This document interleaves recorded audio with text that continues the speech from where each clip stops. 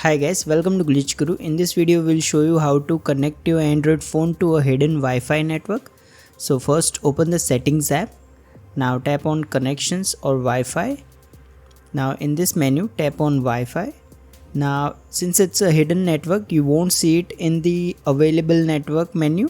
You will need to tap on this add network option. Now in this menu, you will need to enter the name of the Wi-Fi network.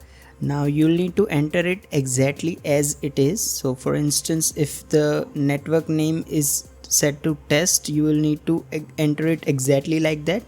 Now in the security menu, select this WPA2 personal option.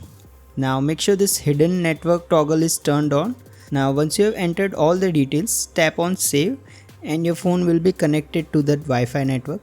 If you find this video useful, please don't forget to like and subscribe to Glitch Guru.